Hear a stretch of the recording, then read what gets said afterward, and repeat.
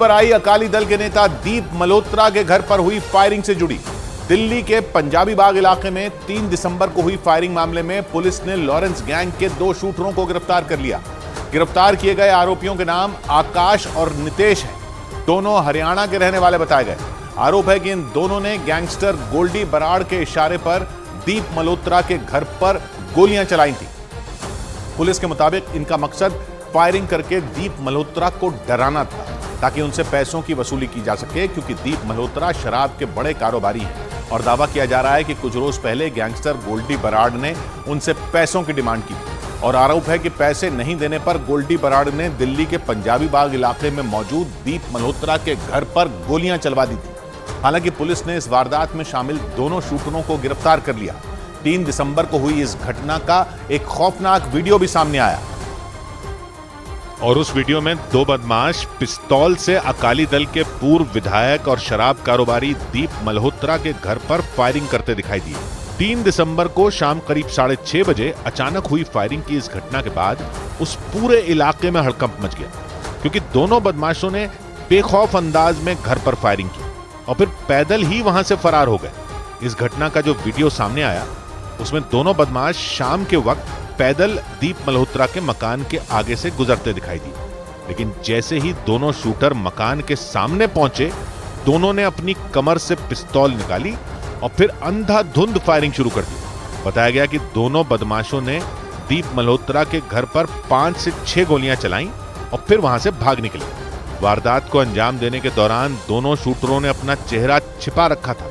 हालांकि दिल्ली पुलिस ने 5 दिन बाद फायरिंग करने वाले इन दोनों बदमाशों को गिरफ्तार कर लिया, लेकिन इन शूटरों तक पहुंचने में दिल्ली पुलिस को कड़ी मेहनत करनी पड़ी, क्योंकि सुराग के नाम पर पुलिस के पास सिर्फ एक वीडियो था। हालांकि घटना की जानकारी मिलते ही दिल्ली पुलिस की एक टीम फौरन दीप मल्होत्रा के घर पर पहुंचकर छानबीन में जुट गई थी। और इस दौरान दिल्ली पुलिस ने सबसे पहले मकान में लगे सीसीटीवी कैमरे खंगालने शुरू किए। सीसीटीवी कैमरों से मिले वीडियो में दोनों बदमाश मकान पर पिस्तौल से फायरिंग करते नजर आए, लेकिन दोनों शूटरों के चेहरे नहीं दिख रहे थे, क्योंकि पहचान छिपाने के लिए दोनों बदमाशों ने चेहरे पर कपड़ा बांध रखा था और तो और उन्होंने हुडी पहन रखी थी। इस केस में बिल्कुल भी क्लू नहीं था और फुटेज में भी देख देख के दिल्ली पुलिस के सभी लोग परेशान थे, क्योंकि लड़के तो ये बाहर से मंगाते हैं। इसके बाद दिल्ली पुलिस ने उस इलाके के दर्जनों सीसीटीवी कैमरे खंगालने शुरू किए। इस दौरान एक वीडियो में दोनों बदमाशों का चेहरा साफ नजर आ गया। पुलिस के मुताबिक दोनों शूटरों के नाम आकाश और नितेश हैं। 23 साल का आकाश हरियाणा के सोनीपत जिले का रहने वाला बताया गया, जबकि 19 साल का नितेश हरियाणा के ही चरखी दादरी का रहने वाला बताया गया। आरोप है कि दोनों ने दीप मल्होत्रा के मोबाइल फोन पर एक वॉइस नोट भी भेजा था। बाद में पुलिस ने इन दोनों को गिरफ्तार करने के बाद वारदात में इस्तेमाल किए गए हथियार भी बरामद कर लिए। और दिल्ली पुलिस के मुताबिक आकाश और नितेश नाम के ये दोनों शूटर लॉरेंस गैंग के लिए काम करते हैं और इन्होंने इस वारदात को विदेश में बैठे गैंगस्टर गोल्डी बराड़ के आदेश पर अंजाम दिया था, ताकि फायरिंग की इस घटना से डरकर अकाली दल के नेता दीप मल्होत्रा लॉरेंस गैंग को पैसे देने के लिए तैयार हो जाएं। लेकिन हैरानी की बात यह है कि दोनों बदमाशों ने इस वारदात को शाम के वक्त अंजाम दिया था। उस दौरान सड़क से तमाम गाड़ियां गुजरती दिखी। इसके बावजूद वीडियो में लॉरेंस गैंग के शूटर आकाश और नितेश बड़े आराम से दीप मल्होत्रा के घर पर गोलियां चलाते और फिर वहां से फरार होते नजर आए। हालांकि कई दिनों की मेहनत के बाद पुलिस ने दोनों को धर दबोचा। पूछताछ में इस बात का पता चला है कि दोनों शॉर्ट शूटर विदेश में बैठे गैंगस्टर गोल्डी बराड़ के संपर्क में थे और उसी के कहने पर दोनों ने कारोबारी के घर पर गोलियां चलाई थी। पुलिस के मुताबिक इन दोनों को इस बात की जानकारी नहीं थी कि जिस घर पर उन्होंने फायरिंग की थी वो किसका है, और तो और ये दोनों शूटर एक दूसरे को भी नहीं जानते थे। मतलब दोनों शूटरों को यह तक नहीं पता था कि वो किसके घर पर गोली चला रहे हैं। इस वारदात को अंजाम देने के लिए लॉरेंस गैंग ने पूरी तैयारी की थी ताकि पुलिस को गुमराह कर दोनों शूटरों को गिरफ्तार होने से बचाया जा सके।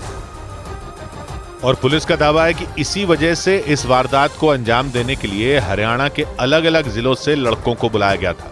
मतलब ये शूटर लॉरेंस गैंग से तो जुड़े थे, लेकिन दोनों आपस में एक दूसरे को नहीं जानते थे। पुलिस के मुताबिक इन्हें सिर्फ इस बात की जानकारी दी गई थी कि दोनों को सिर्फ एक मकान पर गोली चलानी।